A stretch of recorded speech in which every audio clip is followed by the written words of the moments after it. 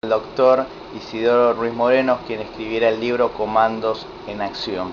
Doctor Ruiz Moreno, ¿qué significa un comando?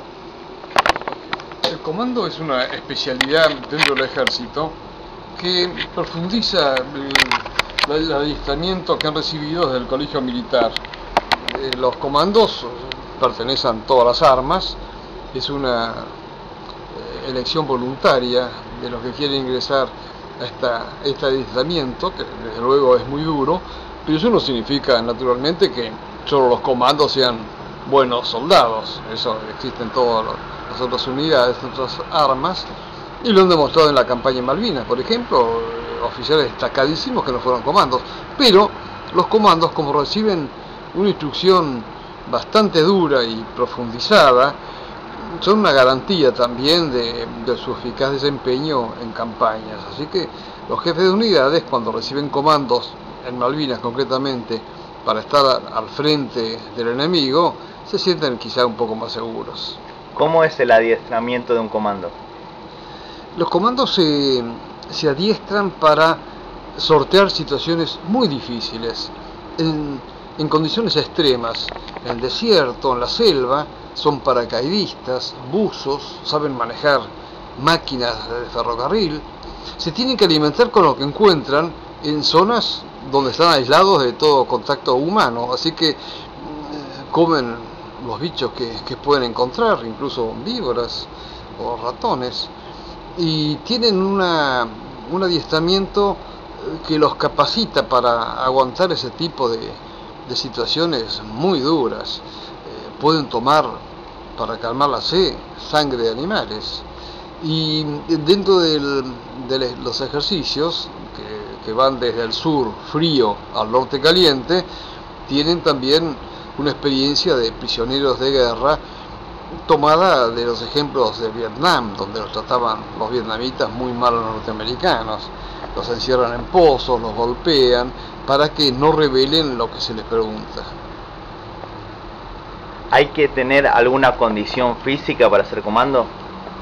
No creo porque más bien depende del espíritu que de la resistencia física. Hay algunos que dejan el curso en mitad del mismo, porque es voluntario y no significa ninguna tacha. Otros han recibido algunos ¿cómo lo puedo decir?, consecuencias por las exigencias muy duras, pero algunos siguen aguantándola. Pero yo no creo que sea una cuestión de físico, sino por supuesto de que se los admita para el cuerpo de comando, porque naturalmente es un esfuerzo muy duro. ¿Cómo fue la actuación en Malvinas de los comandos Aldo Rico y Mohamed Ali Zaineldin?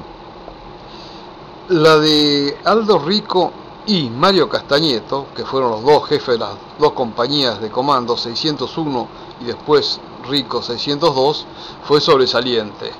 Zaineldin, si bien era comando y había sido un paradigma de comando, no llegó a entrar en combate. Él tenía como misión la de custodiar el aeródromo, y ahí Zaineldin recibió los bombardeos de los ingleses, pero Zaineldin no entró en combate. Sí entraron en combate algunos subordinados de él, como por ejemplo tan destacado Carlos Daniel Esteban, que estuvo en el desembarco de los ingleses en San Carlos y que se portó extraordinariamente bien.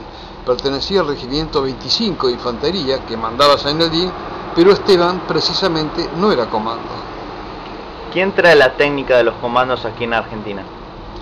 Fue un oficial norteamericano, un mayor, no me acuerdo en este momento el nombre, podría ahora fijarme, y siempre fue un grupo muy reducido el de comandos.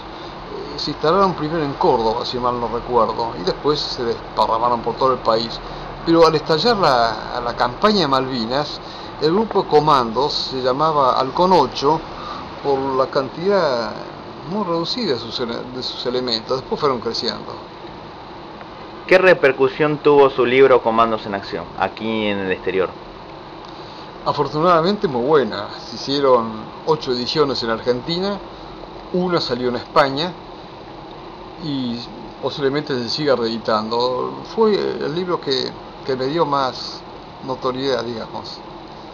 ¿Cómo fue la actuación de los comandos en la lucha contra la subversión? Eso no lo sé.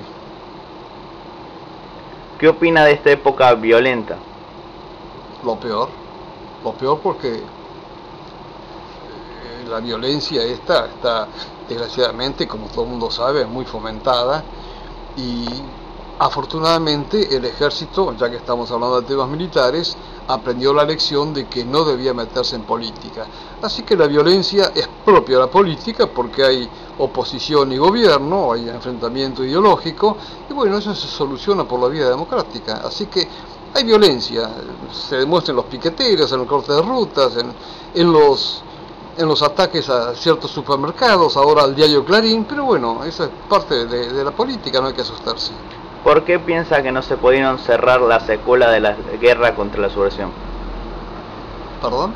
¿Por qué piensa que no se pudieron cerrar las secuelas de la lucha contra la subversión? El gobierno no quiso cerrar las secuelas. Yo creo que habiendo pasado tantísimos años de lo que ocurrió, eso debía derivarse a la historia y al sentimiento de los propios involucrados.